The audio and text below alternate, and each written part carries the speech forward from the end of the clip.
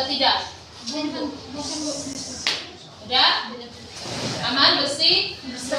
Bagus. Nah, sebelum memulai pelajaran seperti biasa supaya berjalan dengan lancar, ada baiknya salah satu anak didik kami memimpin doa. Maju Di dalam anakmu Tuhan Yesus Kristus dan berdoa. Amin. Baik, sebelum memulai pelajaran, Ibu mau mengisi kehadiran dulu. Coba sekretaris siapa yang tidak hadir? Aditoro sama Sina. Siapa? Aditoro sama Sina. Aditoro sama si Sina. Apa keterangannya, Nak? Aditoro apa yang Sina satu. Sebelum kita memulai pelajaran untuk pertemuan kedua, ada baiknya Ibu mereview kembali dulu pelajaran kita pada pertemuan pertama. Oke, pertemuan pertama sudah kita pelajari mengenai respirasi aerob. Ada berapa tahap, Nak? 4. Apa itu? Glikolisis, dekarbonasi, oksidasi, siklus Krebs, dan Tanya-tanya ke kalian, kalau pernapasan berrespirasi membutuhkan oksigen, ada nggak pernapasan yang tidak membutuhkan oksigen? Di mana ini terjadi? Iya kan? Di mana ini terjadi? Sudah?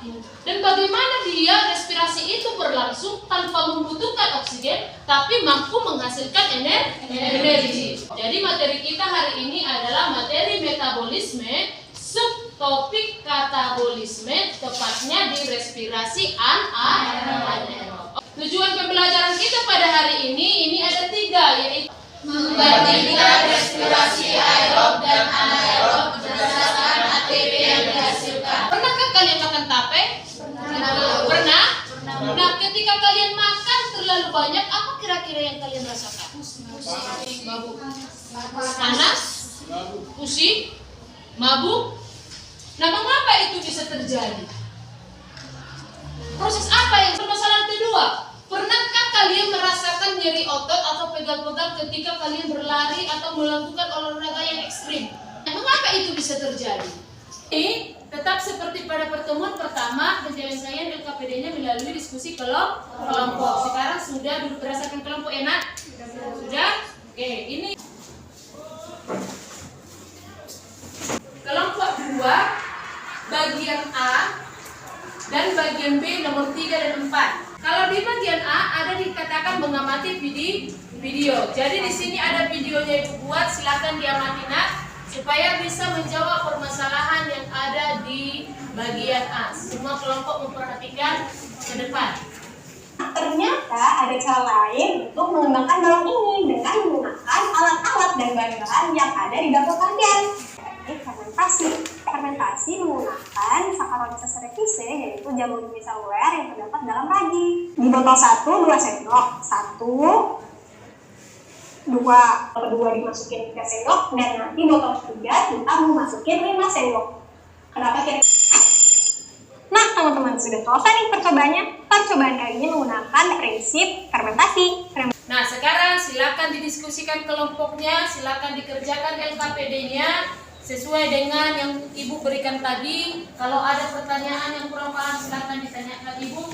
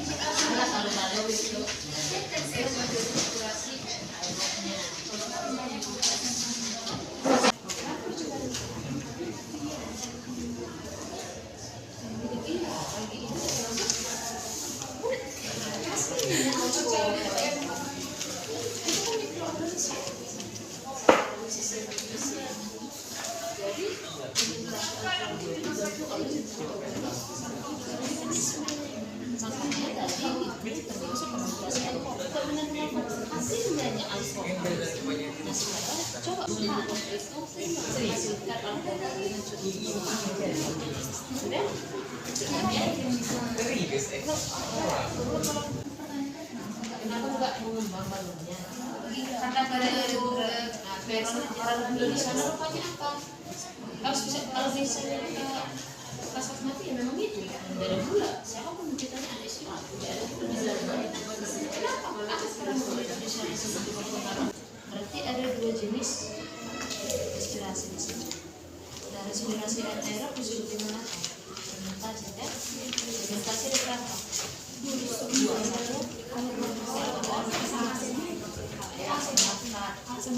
Oke, fermentasi. Udah? Oke? Ya? Oke, jawab. Nah, yang kelompok 1, 2, 3, 4, 5 itu kan sama-sama membahas yang namanya bagian A. Sudah? Jadi gini, nanti yang baju pertama itu adalah kelompok 1. Khusus di bagian A, silakan masing-masing kelompok memperhatikan jawaban mereka. Artinya tanda kutip kalian adalah sebagai pembanding. Kalau ada yang kurang pas, ada yang mau ditambahkan atau ditanyakan, silakan memperlihatkan. Analisislah penyebab balon pada nomor 1 tidak mengembang. Penyebab balon pada nomor 1 tidak mengembang karena seperti yang kita ketahui pada pengembang balon tersebut merupakan fermentasi alkohol. Di mana fermentasi alkohol adalah proses biologis di mana seperti glukosa dan sukrosa diubah menjadi energi seluler dan juga menghasilkan etanol dan karbon dioksida dan etanol dan CO2 sebagai produk sampingan. Jadi pada balon 1, balon tidak mengembang karena tidak adanya glukosa sehingga tidak adanya terjadinya fermentasi.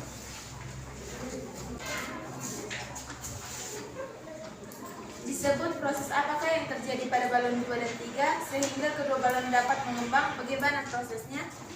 Proses yang terjadi pada balon 2 dan 3 disebut pada proses fermentasi alkohol. Keduanya dapat mengembang karena percampuran ragi dan glukosa. Ketika ragi bercampur dengan gula, campuran tersebut menghasilkan CO2. Gas yang dihasilkan memenuhi isi botol plastik dan otomatis memenuhi balon karet yang menutup botol plastik tersebut. Yang ketiga, apa kaitan antara pemberian gula dengan ragi? Mengapa gula dapat mempengaruhi? Kaitan pemberian gula dengan ragi adalah glukosa merupakan bahan utama yang harus ada supaya ragi dapat beraksi. Sehingga semakin banyak gula yang dibuat, semakin banyak pula gas CO2 gas atau alkohol yang dihasilkan. Bagian pertanyaan pertama, pernahkah kalian makan tapai? Tentunya kita semua pernah makan tapai. Jika terlalu banyak makan tapai, kita akan merasa mual. Hal ini terjadi karena tapai mengandung alkohol selama proses fermentasi, namun tidak berbahaya bagi tubuh. Yaitu kandungan tapai kisaran 7-10% tergantung masa fermentasinya.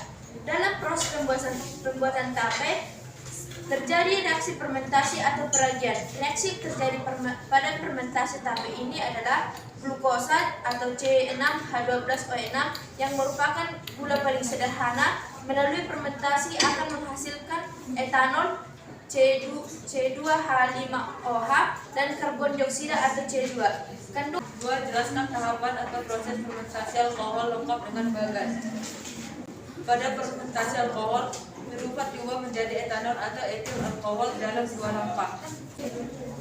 Demikian hasil jawaban kami. Kalau ada teman-teman yang ingin bertanya, kami silakan.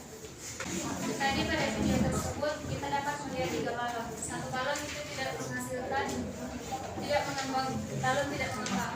Pada percobaan kedua, balon mengembang lebih kecil. Pada percobaan ketiga, balon mengembang lebih besar. Apa yang menyebabkan balon ketiga dapat mengembang lebih besar? Oke, silakan. Ya, kami akan menjawab pertanyaan dari saudari Esta Sinaga. Seperti yang kita ketahui, gula merupakan bahan utama dalam proses reaksinya ragi. Kaitan pemberian gula dengan ragi adalah karena gula merupakan bahan utama, sehingga semakin banyak gula yang dimasukkan, semakin banyak pula karbon dioksida gas dan alkohol yang dihasilkan. Sehingga balon ketiga menjadi lebih besar dari balon kedua. Itu dimulai dari glukosa yang beratom C6, ini akan mengalami tahapan yang namanya glikolisis, di mana glikolisis itu hasilnya adalah asam piruvat yang beratom C3. Selanjutnya asam piruvat akan diubah menjadi 2-asetildehid. Nah, pengubahan asam piruvat menjadi 2-asetildehid ada pelepasan namanya CO2. Nah, CO2 inilah yang mengakibatkan balon dapat mengembang. Kita ketahui CO2 karbon dioksida adalah berbentuk gas. Pernahkah merasakan nyeri otot sehabis olahraga yang ekstrim atau melakukan aktivitas berat? Mengapa bisa terjadi? Jelaskan. Jawabannya yaitu pernah, karena jika kadar oksigen pada otot sedikit, sel otot akan membentuk ATP melalui fermentasi asam laktat. Akan tetapi penumpukan asam laktat yang berlebihan dapat menyebabkan otot lelah dan kejang. Jadi penyebabnya yaitu penumpukan asam laktat di dalam otot yang menyebabkan otot menjadi lelah. Oke, dan untuk pertanyaan nomor 4 yaitu jelaskan tahapan atau proses fermentasi asam laktat ditambah dengan produk. Proses fermentasi asam laktat adalah suatu proses untuk memproduksi energi oleh sel-sel tubuh tanpa menggunakan oksigen. Tahapan proses yaitu proses yang mengkonversi glukosa menjadi 2 molekul asam pirufat dengan menghasilkan 2 ATP dan 2 NADH. Fermentasi asam laktat tidak menghasilkan CO2. Perbedaan fermentasi asam laktat dengan fermentasi alkohol yaitu fermentasi asam laktat adalah salah satu proses fermentasi yang dilakukan oleh bantuan sel otot dan bakteri asam laktat. Sedangkan fermentasi alkohol adalah proses fermentasi yang menghasilkan etil alkohol dan etanol. Proses fermentasi ini dibantu oleh jamur. Salah satu contohnya adalah jamur ragi atau Saccharomyces cerevisiae. Perbedaan respirasi aerob dan respirasi anaerob. Pembedaan pertama yaitu penggunaan oksigen. Pada respirasi aerob, yang pertama menggunakan oksigen dan karbohidrat untuk menghasilkan energi. Pada respirasi anaerob, tidak menggunakan oksigen dan pada respirasi aerob, energi yang dihasilkan lebih besar dan pada respirasi anaerob, energi yang dihasilkan lebih kecil. Kami dari kelompok 4 akan bertanya kepada kelompok 5. Tadi dikatakan pada pembeda, respirasi aerob menghasilkan energi lebih besar. Nah, apa yang menyebabkan pada respirasi aerob lebih banyak menghasilkan energi daripada respirasi anaerob? Pada respirasi anaerob lebih sedikit dikarenakan asam pirofat yang dihasilkan dari proses glikolisis akan berubah menjadi molekul lain karena di dalam sel tidak tersedia oksigen bebas. Energi yang dihasilkan dari proses respirasi anaerob lebih kecil dibandingkan dari respirasi aerob. Salah satu Anda didik kami dulu untuk menyimpulkan pembelajaran kita pada hari ini. Siapa bisa? Oke, silakan. Kesimpulan dari pembelajaran hari ini ada 2, yaitu pertama, pengertian dari respirasi anaerob adalah respirasi sel yang tidak membutuhkan O2 bebas, yang mana asam pirufat yang dihasilkan dari proses glikolisis akan diubah menjadi molekul lain karena dalam sel tidak tersedia oksigen bebas. Yang kedua adalah pada respirasi anaerob dibagi menjadi 2 bagian, yaitu 1 fermentasi alkohol yang berlangsung di sitoplasma dan menghasilkan CO2, etanol dan juga energi. Yang kedua, fermentasi asam laktat. Bagus, berikan tepuk tangan untuk si Nah, sekarang Ibu minta dulu untuk menyimpulkan pembelajaran kita dari awal pertemuan pertama dengan pertemuan kedua. Ada yang bisa? Ya, silakan. Saya akan membacakan kesimpulan yang saya buat dari pertemuan untuk kedua kalinya di antara bagian respirasi aerob dan juga respirasi anaerob. Di respirasi aerob terbagi menjadi 4 tahap, yaitu pertama glikolisis, yang kedua dekarbosilasi oksidatif dan juga siklus Krebs, dan transport elektron yang menghasilkan energi dan menghasilkan 38 ATP. Sedangkan di respirasi anaerob yang tidak membutuhkan oksigen itu terjadi 2 fermentasi. Yang pertama fermentasi alkohol dan juga fermentasi laktat. Oke, berikan tepuk tangan untuk si Eniwati. Di sini ada Ibu susun soal evaluasi, di mana soal evaluasi ini nanti meliputi pertemuan pertama dan pertemuan kedua. Silakan dikerjakan, waktunya 10 menit ya, Nak, ya.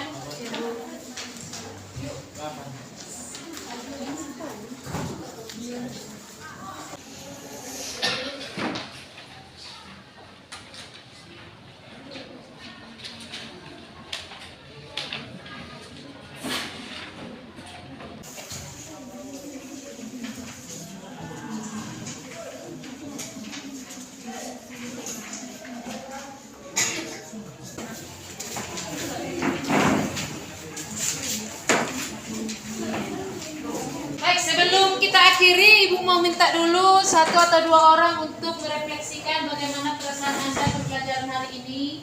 Pembelajaran kali ini saya rasa lebih menyenangkan dibandingkan pembelajaran yang pertama, karena bagi saya untuk pembelajaran pertama banyak kata-kata yang tidak saya mengerti, banyak naratif yang jarang kami dengar, sehingga untuk pembelajaran kali ini lebih menyenangkan dan gurunya juga lebih asik. Asik.